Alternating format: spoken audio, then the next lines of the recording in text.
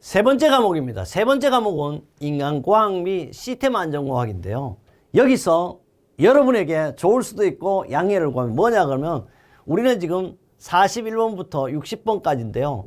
여러분 문제에는 21번부터 40번까지 돼서 순서 똑같고 오탈자 똑같습니다. 뭔 얘기냐 그러면요. 바로 먼저 산업안전 기사를 강의를 했습니다. 산업안전 기사 내용에 21번부터 40번까지 되어 있기 때문에 산업안전 기사로 강의를 했다는 거고 단지 번호만 틀리지 모든 것은 동일합니다. 또 하나의 긍정을 생각하면 돼요. 바로 우리는 건설안전기사를 취득하면 산업안전기사도 쉽게 취득할 수 있다. 그래서 어떻게 도랑 쓰면 어떻게 도랑만 치는 게 아니고 가재를 잡을 수 있습니다. 마당 쓰면 뭐가 있어요?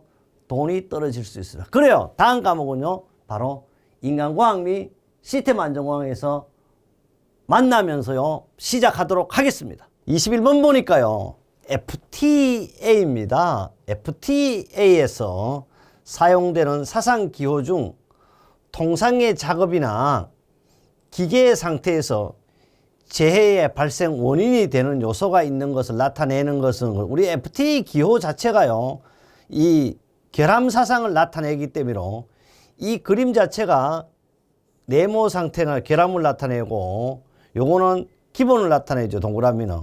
그 다음에 마름모는 생략을 나타내고 그럼 통상적인 것은 뭐요? 바로 4번이 되겠다. 답은 4번입니다. 이 FTA의 기호는 이번 시험에도 틀림없이 나온다는 걸 아시면 되겠습니다. 특히 뭐 기호를 보면 결함을 나타내고 그 다음에 기본을 나타내고 생략, 통상사상 답은 4번 통상사상이 되겠습니다. 이 내용은 우리 교재 2-70조 FTA의 기호로 있지만 2007년부터 2024년까지 계속 출제가 되었습니다. 22번째입니다. 섬유유연제 생산 공정이 복잡하게 연결되어 있어 작업자의 불안전 행동 같으면 직접 원인 중에서 우리는 인적 원인이다. 유발하는 상황이 발생하고 있다. 이것을 해결하기 위한 위험 처리 기술에 해당되지 않는 것은 우선 알아둘 것은 위험 처리 기술은 4가지밖에 없어요. 4가지밖에 없다. 그래서 첫째, 위험을 증가시키는 방법이 있고요. 위험을 보류하는 방법이 있고 또 다른 말로 보유한다 그래. 갖고 있겠다 이거. 그다음 위험을 감축하는 방법이 있어요. 리렌지, 작업 순서의 변경이 재배열 이런 것은 위험 처리 기술이 없어. 답은 바로 4번입니다. 그럼요, 해설을 한번 보겠습니다. 해설을 보니까요, 바로 위험의 처리 기술은 뭐가 있냐 하면 경감 또는 감축했어요. 보류 또는 보유했습니다. 위험의 증가했습니다. 그럼 뭐요? 회피까지. 그래서 이 4가지가 바로 위험 리스크 처리 기술 4가지가 되겠죠. 특히요, 여기서 알아둘 것은 증가라는 것은 내가 다른 사람에게 증가시키는 거. 이게 바로 뭐냐 하면 보험으로부터 위험을 조정하는 게 뭐냐 그러면 증가라는 것도 꼭 기억하셔야 되겠습니다. 이 내용을 2014년부터 2024년까지 계속 출제가 되었습니다. 23번째입니다. 신호검출 이론요. SDT의 판정 결과 중 신호가 없었는데 있다고 말하는 경우는 뭐야? 그러면 없는 건데 있다. 이건 우리 보통 말 때 거짓말이죠. 거짓말. 이거 허위를 나타내는 허위를 나타내는 거죠. 그렇다면요. 긍정은 당연히 있는 거 있다 그러는 거죠. 누락은 실수하는 걸 미스죠. 부정은 없는 걸 있다 그러는 게 있는 걸 없다 그러는 이게 바로 부정하는 거죠. 여기는 바로 신호에 대한 이야기지. 이거는 완전 부정은 아니다 이 말이에요. 그러니까 바로 긍정은 있으면 있다, 없으면 없다 이런 걸 그럼 보겠습니다. 신호 검출의 이론은요. 신호의 소음을 쉽게 식별할 수 없는 상황에 적용되는데 일반적인 상황에서 신호 검출을 간섭하는 것이 대표적인 게 소음입니다. 특히 신호 검출 이론에는 긍정이 있어요. 허위가 있고 누락이 있고 부정이 있습니다. 이 4가지로 나눌 수 있는데 이 내용들은 2017년, 20년, 23년, 24년 계속 출제가 되었습니다. 바로 여기서 나온 것은요. 뭐냐 하면 그 허위가 답이라는 걸 꼭 기억하셔야 되겠습니다. 24번째입니다. 24번째는 어떤 소리가 1000Hz에서 60dB이에요. 헤르츠 1000Hz 60dB인데 음과 같은 높이임에도 4배가 더 크게 들린다면 60dB는 음과 같은 높이임에도 같은 높이인데도 소리는 몇 배?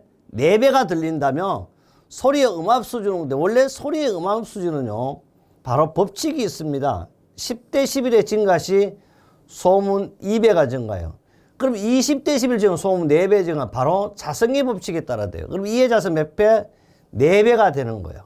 그럼 이것은요 60dB에서 기본이 60이잖아요. 60에서 몇 배가 증가해서 20배가 증가하기 때문에 20dB, 10dB랑 20dB 증가하기 때문에 배수는 4배지만 그럼 데시벨 수는 몇 배? 몇 데시벨? 바로 80dB. 답은 2번이 되겠습니다. 이런 방법도 있고 또 식으로도 풀 수가 있습니다. 바로 소는을 표시하는 4배, 4소는요 2의 10의 L1 빼기 60의 승이에요. 다시 10 곱하기 로그 4는요 요거 한다면 L1 빼기 60의 로그 2성이 되는데 다시 요 L1 자체는 로그 2성분의 10 곱하기 로그 4가 됩니다. 더하기 60을 하면 80. 이런 방법도 있는데 결론 이런 것보다는 앞에 방법을 또 하고요. 이것도 어렵다 그러면 아예 눈으로 익히면 돼요. 몇 배? 배수로는 4배, 데시벨로 몇 데시벨? 80데시벨. 이렇게 기억하면 되겠습니다. 바로 이 내용은 2009년부터 2024년 7월 20일 직접 문제까지도 출제가 됐었습니다. 그래서요, 폰과 소는 관계를 보면 통상적으로요, 1손이라고 하면 40폰을 말하는 거. 예를 든다면 1024손은 140폰이 됩니다. 그래서 10폰이 증가하면 얼마? 2배가 되고 또 소리가 크게 20폰이 증가하면 몇 배? 4배의 소리가 크기가 된다는 걸 기억하시면 되겠습니다. 25번째입니다. 산업안전보건법령상 사업주가 유해위험 방지 계획서를 제출할 때는 사업장별로 관련 서류를 첨부하여 해당 작업 시작 며칠 전까지 해당 기간에 제출해야 하는 거. 이걸 알아둘 게 있어요. 이거는 지금 아무런 말이 없어요. 어떤 사업장도 없어요. 그래서 이건 항상 제조업과 건설업을 구분해요. 말이 없으면 무조건 뭐가 제조업이 되는 거예요.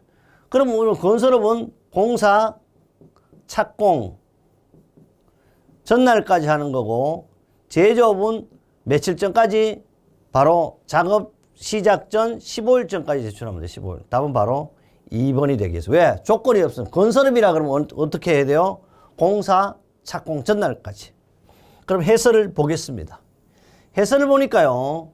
유해위험 방지 계획서 제출 시기 및 몇 분을 또 제출해야 부수까지 해봤어요. 그래서 제조업은 해당 작업 시작 15일 전까지. 그럼 답은 몇 번? 15일 전까지입니다. 몇 분을 제출해 공단에 역시 2부. 공단이라는 것은 한국산업안전보건공단이 되겠습니다. 건설업은요. 공사 착공 전날까지 공단 몇 부? 2부 역시 동일한 거면 날짜면 건설업은 공사 착공 전날, 제조업은 해당 작업 시작 전 15일까지만 제출하면 돼요. 이 내용은 2016년부터 24년 2월 15일까지 바로 40분에도 55 또 2024년 2월 15일, 5월 9일에도 연속적으로 나온 문제입니다. 이 내용은요. 산업안전보건 시행규칙 42조에 제출 서류로 나왔죠. 이 내용이 또 개정됐어요. 언제? 2025년 1월 30일 개정 고용노동부령 제419호로 적용을 하였습니다. 26번째입니다. 26번은 하학설비에 대한 안전성 평가에서 정성적 평가 항목이 아닌 것은 하학설비는요. 안전성 평가가 6단계까지 있죠. 6단계까지. 1단계는 관계 자료의 준비. 2단계가 뭐요? 정성적 평가. 3단계는 뭐죠? 3단계는 정량적이에요. 그럼 여기 보니까 건조물이니 취급물질이 공장 내에 배치 입지 조건 전부 다 뭐요? 여기는 건물에 대한 거예요. 이거. 요거는 뭐요? 취급물질이에요. 그럼 요거는 어떻게? 정량으로 평가할 수 있어요. 그럼 이거는 몇 단계? 2단계. 그럼 답은 몇 번? 2번 1을 찾을 수 있어요. 그러면 해설로서 확인을 하겠습니다. 바로 정성적입니다. 정성적 평가는 2단계 입지 조건, 공장 내의 배치, 소방설비, 공정기기, 수송, 저장, 원재료, 중간체 제품 등이 말하고 이 내용은 안전성 평가에 대한 내용이고요. 바로 12년부터 2024년까지도 계속 출제되었습니다. 27번째입니다. 백열로 이루어진 두 요소 신뢰도 각각 0.7일 경우 시스템 전체 신뢰도는 우리가 알아둘 게 있어요. 백열이라는 것은 바로 어떤 연결? 이러한 연결 형태가 되겠죠. 이러한 연결대. 이렇게 연결대. 이렇게 가서 고장이 나면 다시 얘가 이렇게 돌아와서 이렇게 갈 수 있는 것이 바로, 그러면 여기 입력이 되면 언제든지 출력이 가능한 것이 바로 뭐요? 백열입니다. 기호로 굳이 나타낸다면 OR 게이트로 이렇게 나타낼 수 있고 이렇게 나타내요. 그러면 식은 바로 1 빼기 0.7, 1 빼기 그 다음에 어떻게 전체에서 빼면 되지. 이러한 식이 바로 백열 시스템. 답은 얼마? 0.91이 되겠습니다. 0.91 찾으면 돼요. 답은 4번이고, 만약에 이게 직렬로 되어 있다면 직렬은 AND 게이트로 하면 돼. 이렇게 이런 형태가 될 것이고, 직렬은 그냥 0.7 곱하기 0.7이니까 얼마요? 0.774, 0.49가 되겠습니다. 그리고 바로 결함수는 어떻게? 결함률이 이것이 0.91이고 얘는 결함이 얼마? 0.49가 되겠습니다. 이 내용은요, 2016년부터 24년까지 출제됐었습니다. 28번째면, 28번째는요, 경계 및 경보 신호의 설계 지침으로 틀린 것입니다. 첫째, 주의를 환기시키기 위하여 변조된 신호를 사용하고요. 배경소음의 진동수와 다른 진동수의 신호를 사용해야 합니다. 셋째, 기는 중음력에 민감하므로 500에서 3000Hz의 진동수를 사용하는 것이 원칙입니다. 300m 이상의 장거리용으로는 1000Hz를 초과하는 진동수를 사용한다. 알아둘게요. 300m 이상이에요. 장거리용으로는 1000Hz를 초과하면 안 돼요. 어떻게 해야 된다? 반드시 이게 1000Hz 이하를 사용해. 진동수를 사용. 답은 바로 틀렸습니다. 4번이 답이 되겠습니다. 그렇다면요, 해설을 보면 우리 경계 및 즉 경보 신호 중에서 청각적 표시 장치를 선택할 때는 선택 청각은 뭐요? 귀로 들을 수 있는 걸 선택할 때는 귀는 중음력에 가장 민감하고 500에서 3000Hz의 진동수를 사용해 통상. 그러나 고음 자체는요, 멀리 못 가요. 장거리가 안 되므로 멀리 가지 못하므로 300m에서 장거리용으로는 1000Hz 초과가 아니고 어떻게 이하의 진동수를 사용한다는 것. 답은 바로 4번이었습니다. 이 내용 역시 2016년부터 24년까지 계속 출제된 문제입니다. 29번째입니다. 29번째는요, 반사경이 없습니다. 모든 방향으로 빛을 발하는 정광원에서 뭐 이런 거겠죠. 모든 방향으로 다 이렇게 빛이 나가는 거예요. 떨어진 곳에 3m 떨어진 곳의 조도가 300입니다. 3m 떨어진 곳에 300이에요. 300. 3m 떨어진 300인데 2m 떨어진, 그럼 이 3m는 300이요. 300일 때는 어떻게 비례해야 되니까 위로 가죠. 2m에 떨어진 얼마냐? 반드시 요거는 조도는 거리의 자성분의 강도죠. 그러니까 실제는 어떻게 하냐면 거리의 자성분의 강도니까 요걸 하면 조도는 거리의 자성이 얼마냐 하면 거리의 자성 쉽게 하면 300일 때가 3, 300 그다음 얼마냐 하면 2m일 때는 얼마냐 이 말이거든. 그러니까 바로 2분의 3이죠. 그러니까 거리의 자성은 2분의 3분의 강도 곱하기 2분의 4성을 하니까 제곱을 하니까 670. 검토도 되죠. 300일 때는 빛이 300룩스가 되죠. 가까우니까 어떻게 더 빛의 밝기가 되겠죠. 그럼 바로 675. 이렇게 반드시 얘보다가 어떻게 짧으니까 거리가 짧으니까 얘가 밝아야 되겠죠. 이렇게 우리는 눈으로 보고도 바로 이렇게 알 수 있는 문제가 되겠어요. 역시 이 문제는 2017년부터 2024년까지 출제가 됐습니다. 30번입니다. 30번은요. 다음 중 근골격계 부담 작업에 속하지 않는 것은 틀린 것이에요. 하루에 10회 이상 25kg 이상의 물체를 드는 작업도 근골격계 부담 작업에 속해요. 그 다음에 하루에 총 2시간 이상 목이라든지 어깨라든지 팔꿈치, 손목 등 또는 손을 사용하여 같은 동작을 반복하여 하는 작업도 근골격계 부담 작업입니다. 하루에 총 2시간 쪼그려 앉거나 무릎을 굽힌 자세에서 이루어질 작업도 근골격계 부담 작업입니다. 하루에 총 2시간 이상 시간당 5회 이상 손 또는 무릎을 사용하여 반복적으로 충격을 가하는 작업도 근골격 부담자, 요게 숫자를 몇 회냐가 뭐 5회가 아니고 10회입니다. 10회. 답은 바로 4번이 틀렸어요. 이 내용은요, 고용노동부 고시로 되어 있습니다. 보겠습니다. 해설을 보면 근골격 부담 작업은 바로 이렇게 상당히 하루 4시간 이상 집중적으로 자료 입력을 위해 키보드 또는 마우스를 조작하는 작업도 근골격 부담 작업입니다. 그래서 컴퓨터 작업하는 사람도 바로 PC 입력 이런 사람 다 근골격계 부담 작업이에요. 그걸 가지고 근골격계 부담 직종이에요. 하루에 2시간 이상 목이나 어깨, 팔꿈치, 손목 또는 손을 사용하여 같은 동작을 반복하는 작업. 그 다음에 하루에 2시간 이상 머리 위에 손이 있거나 팔꿈치가 어깨 위에 있거나 팔꿈치를 몸통으로 들거나 팔꿈치를 몸통 뒤쪽에 위치하도록 하는 상태에 이루어진 작업도 근골격계 부담 작업입니다. 네 번째, 지지되지 않는 상태이거나 임의로 자세를 바꿀 수 없는 조건에서 하루 총 2시간 이상 목이나 허리를 구부리거나 트는 상태에서 이루어진 작업도 근골격계 부담 작업이에요. 다섯 번, 하루에 2시간 이상 쪼그리가 앉거나 무릎을 굽힌 자세에서 이루어진 작업도 근골격계 작업입니다. 여섯째, 하루에 2시간 이상 지지되지 않는 상태에서 1kg 이상의 물건을 한 손에 손가락으로 집어 옮기거나 2kg 이상의 상한 힘을 가하여 한 손의 손가락으로 물건을 쥐는 작업도 근골격계 부담 작업입니다. 일곱 번째입니다.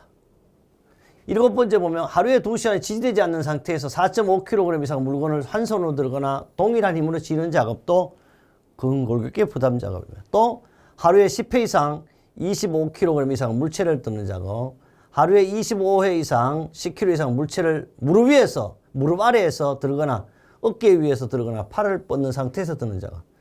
요거 10번 잘 보세요. 하루에 2시간 이상 2회 이상 4.5kg 물체를 드는 작업. 요걸 잘 11번을 가장 잘 보면 좋겠어요. 하루에 2시간 이상 시간당 얼마요? 10회 이상 손 또는 무릎을 사용하여 반복적으로 충격을 가하는 작업. 요걸 몇 번에 나와서 시험이 바로 5회가 틀렸죠. 답은 바로 우리 몇 번이 했을까요? 4번이 나왔습니다. 이 내용은요, 바로 2018년부터 2024년까지 출제되었고요. 바로 근골격계 부담 작업 작업의 범위는 고시 2020-12호 제3조의 근골격계 부담 작업으로 고시로 정해져 있습니다. 그 다음요, 31번째입니다. 인간기계 시스템이래요. 그러니까 사실 이게 맨 머신 시스템이죠. 맨 머신 시스템의 연구 목적입니다. 항상 목적입니다. 꼴 왜 넣겠냐? 목적으로 가장 적절한 것은 정보 저장 극대화, 운전 시 피로의 평균화, 시스템 신뢰 극대화. 결론은 항상 안전의 극대화이 뭐요? 생산 능률을 향상하는 위해 맨 머신 시스템을 적용한다는 거. 수없이 반복됐고요. 그래서 인간기계 시스템의 연구 목적이 하나라고 하면 안전의 극대화 및 생산 능률의 향상이 되겠습니다. 역시 반복적으로 2015년부터 2024년까지 출제가 됐었습니다. 32번입니다. 다음 중 동작경제의 원칙입니다. 사실은 적게 움직이고 최대의 효율을 높일 수 있는 게 동작경제의 원칙. 동작경제의 원칙에 해당되지 않는 것. 특히 동작경제의 원칙은요, 길브레드라는 사람이 먼저 했고 그 다음에 반스의 동작경제의 3원칙이 두 가지가 있습니다. 어쨌든 그 원리는 비슷해요. 공구의 기능을요, 각각 분리하여 사용하도록 한다.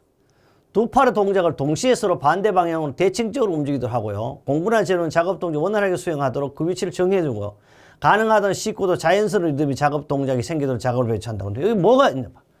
공구의 기능을 분리하여 사용한다고. 공구의 기능을 분리하면 어떻게? 두 번의 일을 해야 돼. 반드시 결합할 수 있어요. 그래서 우리는 3S 할 때도 전문화, 단순화 이렇게 들어가죠. 반드시 이것도 공구의 기능을 분리하면 안 돼요. 합해져야 돼. 답은 1번입니다. 그래서 보면 특히 공구나 설비 디자인의 원칙을 보면요. 치구나 발로 작동시키는 기기를 사용하는 작업에서 이러한 기기를 활용하여 손이 다른 일을 할 수 있도록 그럼 두 가지 일을 동시에 할 수 있게 하는 거. 공구의 기능은 봐요. 뭐야? 1번에서 결합하여서 사용한다. 따로따로 분리하면 두 가지 일을 해야 되지만 하나로 사용하라는 거고요. 셋째, 공구와 재료는 가능한 사용하기 쉽도록 미리 위치를 잡아주고요. 각 손가락이 서로 다른 작업을 할 때는 작업량을 각 손가락의 능력에 맞도록 분배합니다. 항상 적은 능력으로 강조. 능력은 A는, 어빌리티는 KS다. 능력은 바로 뭐요? 지식과 스킬이다. 기능이 되겠습니다. 다섯 번째입니다. 레버, 핸들 및 통제기는 작업자가 몸의 자세를 크게 바꾸지 않더라도 조작하기 쉽도록 내 주변에 두어야 합니다. 이 내용은요 2023부터 2024년까지 계속 출제가 됐었습니다. 33번입니다. 의도. 마음먹은 것은 생각은 항상 올바르게 있어. 의도는 올바른 것인데 행동이요 의도한 것과 다르게 나타나는 오류를 뭐냐. 이걸 가지고 뭐냐고 우리는 슬립이라 그래. 이걸 슬립이라 그래. 우리말로 굳이 한다면 경실수 이렇게 이야기할 수 있어요. 하나하나 보겠습니다. 착각이라는 것은요 감각적으로 물리현상을 왜곡하는 지각 오류를 말하는 거고, 착오 미스테이크는 상황 해석을 잘못하거나 목표를 잘못 이해하고 착각하여 행하는 인간의 실수로 위치, 순서, 패턴, 형상, 기억 오류 등 외부적인 요인에 나타나는 오류를 가지고 우리는 미스테이크라 이래 하죠. 특히 이 내용은요 꼭 잘 나오는데 특히 착오에 대한 것도 잘 들어있어요. 문제가 하나. 착오가 아니면 실수에 대한 내용이 두 개가 주로 들어있습니다.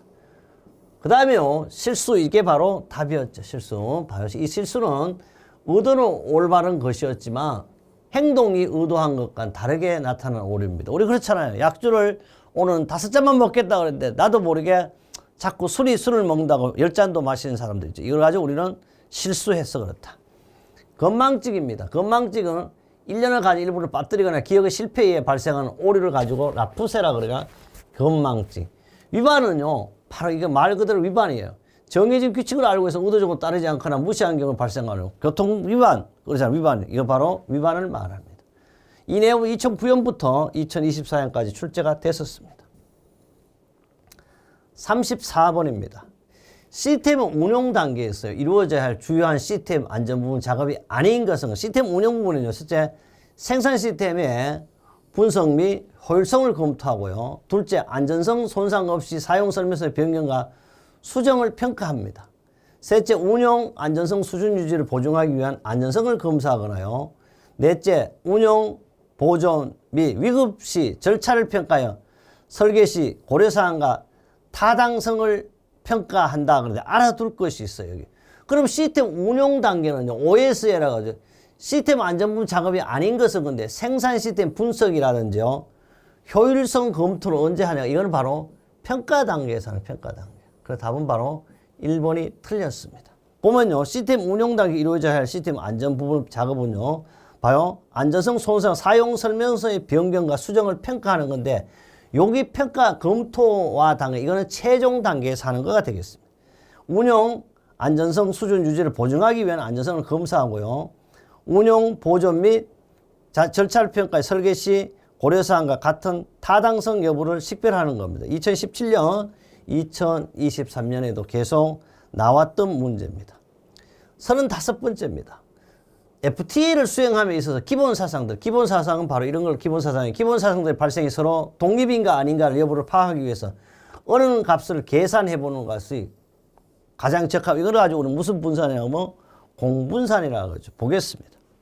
공분산은요, FT 수행 시 기본사상 발생 서로 독립인가 아닌가 여부를 판단하는데 두 확률 변수를요, X값과 Y값이 있다면 기대값을 갖가 UX는 X와 UY는 EX와 EY를 했을 때 공분사는요. XY는 다음과 같이 정의한다. 공분사는 XY는 다시 X 빼기 Y 빼기 이렇게 구분하는 방법을 가지고 이런 형태로 나타내는 걸 가지고 뭐라면 공분산이라고 한다. 우리는 여기까지 모르더라도 FT 수행 시 기본사상의 발생에 서로 독립인간의 여부를 판단하는 게 뭐다? 그냥 공분산이다. 이렇게 기억하면 되겠습니다. 이 내용은 18년부터 23년에 출제가 됐었습니다. 36번입니다. 36번은요. 설비 보존 방법이에요. 방법 중 설비에 열하여 오래된 것을 방지하고 그 진행을 지연시켜 수명을 연장하기 위해 점검하거나 청소하거나 주유하거나 교체를 합니다. 이런 활동을 가지고 우리가 자연스럽게 날짜를 정해놓고 점검하고 청소하고 주유 교체 이런 걸 뭐냐 하면 일상적으로 한다 그래. 이거는 일상 보존이에요. 이거 일상 보존. 이거는 일종의 뭐냐 하나의 정기 점검과 같은데 정기 점검이라고 그러지 않고 설비 보존에는 일상적으로 일상 보존이라고 합니다.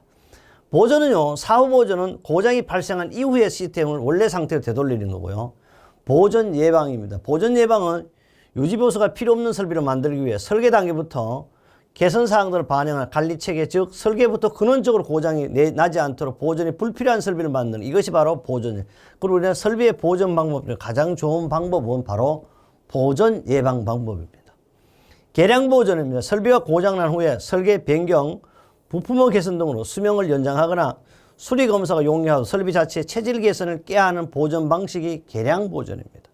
일상 보존은요, 설비 보존 방법 중 설비 열화를 방지시키고 그 진행을 지연시켜 수명을 연장하기 위해 점검, 청소, 주유, 교체 등을 활용해 바로 이것이 일상 보존이에요. 바로 이 문제의 답이 일상 보존이에요. 이 내용은요, 2021년에도 2022년에도 출제가 됐었습니다. 37번입니다. 다음 일반적인 하학 설비에 대한 안전성 평가의 절차에 대한 안전 대책 단계에 해당되지 않는 것은 대책 단계는요, 안전 대책은 보존 단계, 설비 대책, 위험도 평가는 말 그대로 역시 평가 단계에 하는 거예요. 관리적 대책 이런 것은 바로 뭐냐 하면 안전 대책에 포함됩니다. 그럼 하학 설비 안전성 평가는 6단계로 구분하는데 답은 3번이에요. 첫째, 1단계는요, 관계 자료의 작성 준비. 2단계는 정성적 평가. 이 문제도 앞에서 했습니다. 정량적 평가 바로 이거는 평가는 위험도에 평가하는 것. 답은 3번이었습니다. 안전 대책에는 봐요. 두 가지로 나오는데 설비 대책은 안전장치 및 방지장치 등에 관해서 배려하고 관리적 대책은 인원 배치, 교육훈련, 보존에 관해서 배려하는 방법이 되겠습니다. 그 다음에 5단계는요, 재평가, 6단계는 FTE에 의한 평가가 되겠습니다. 이 내용은 2023년 2월달, 2023년 4월달에 산업안전지도사에도 출제되었습니다. 다시 한번 강조합니다. 그래서 우리는 안전의 산업안전기사를 취득하고 또는 건설안전기사를 취득하고 여러분 안전에 좀 직업을 갖겠다는 생각을 가진다면 안전의사입니다. 우리 산업안전지도사는 국가기술 자격증이 아니고 안전전문 자격증이에요. 그래서 전문의를 양성하는 과정입니다. 그래서 반드시 여러분 태어나서 죽을 때까지 면허증을 갖고 있을 수도 있어요. 갖기만 하면 격이 달라집니다. 명함에도 산업안전지도사 누구누구 이렇게 하죠. 그래서 여러분 이 시험도 별 차이가 없다 기사하고 이 내용은요, 위험도 평가는 3단계에서 실시합니다. 38번째입니다. 38번은 다음 현상을 설명하는 이론입니다. 인간이요, 사람이 감지할 수 있는 외부의 물리적 자극 변화와 최소 범위는 표준 자극을 크게 비료한다는 거, 이게 누가 이해하냐, 누구의 법칙이냐, 자기 이름을 따서 웨버라는 사람이 한 거. 그래가지고 웨버의 법칙이다. 웨버라는 사람은요, 같은 종의 두 자극을 구별할 수 있는 것은 최소 차이는 자극 강도에 비례한다고 하는 법이죠. 그래서 웨버비는 기준 자극의 크기분의 변화 감지, 다시 말해 변화 감지역에 비례하고 기준 자극에 반비례한다는 거죠. 웨버비가 작을수록 분별력이 뛰어난 감각이라고 이렇게 이야기할 수 있습니다. 역시 3월 2021년, 2023년 출제되었습니다. 39번입니다. 밝은 곳에서요, 어두운 곳으로 갈 때 망막에요, 조응기 형성되는 생리적 과정인 암종이 발생하는데, 완전한 암종에서 발생하는데 소요하는 시간은 얼마냐 그러면 우리 이런 거잖아요. 지금은 상당히 시스템이 잘 되는데 제가 그 옛날 대학 다닐 때는 충무로에 가면, 서울입니다. 충무로에 가면 대한극장이 있어요. 지금은 없었는데 대한극장 가면 딱 해가 한 10분 전이나 이렇게 가야만이 밝은 곳을 이제 불을 환하게 켜놓지만은 시작한 다음에 가면 깜깜해서 들어가면 어떻게, 내가 자리를 찾으려면 항상 정상적인 내 눈이 돌아오기 위해서 얼마? 30에서 40분 걸려요. 그걸 가지고 암종이라. 근데 암종에서 밝은 곳으로 딱 올 때는 어떻게? 1, 2분 또는 1, 2초에 해당돼. 이런 거 가지고 우리는 몇 분이냐 하면 바로 암종은 30에서 40분입니다. 밝은 곳에서 어두운 곳을 갈 때 원주세포의 감수성 상실, 간상세포에 의한 물체 식별하는데 완전한 암종은요, 보통 30에서 40분 소요. 명종은 수초 내지 1, 2분이 되겠습니다. 이 내용요, 역시 2019년, 2020년 계속 출제됐습니다. 40번입니다. 일소원입니다. 일소원에 관한 설명을 갈로 안에 알맞는 수치는 건데, 일소원은요, 몇 대장은 바로 우리 앞에서 1000Hz예요. 몇 데시벨이냐 하면 40데시벨의 음압 수준을 가지는 거죠. 우리는 일소원이라고 한다. 바로 1000Hz와 40데시벨. 음압 수준은 폰은 나타나, 폰은 1000Hz의 수능은 음압 수준을 데시벨 나타내는 거 말고 바로 이것 문제죠. 일소는요, 1000Hz에서 40데시벨 음압 수준을 가지고 수능의 크기를 가지고, 다른 말로 이게 바로 40폰이 될 수 있어요. 그래서 1소원이라 합니다. 소원과 폰의 관계식은요, 2의 10분의 폰 빼기 40승이 되겠습니다. 이 내용은요, 바로 2015년부터 2024년까지 나왔습니다. 이렇게 해서요. 바로 인간공학 및 시스템 안전관리는 또는 우리 산업안전일 때는 인간공학 및 위험성 평가 관리를 바로 20문제 했습니다. 바로 저는요. 혼을 바쳐서 강의했습니다. 다음 과목은요. 세 번째 과목은 더 열정적으로 여러분의 합격을 위해서 제가 함께 하겠습니다.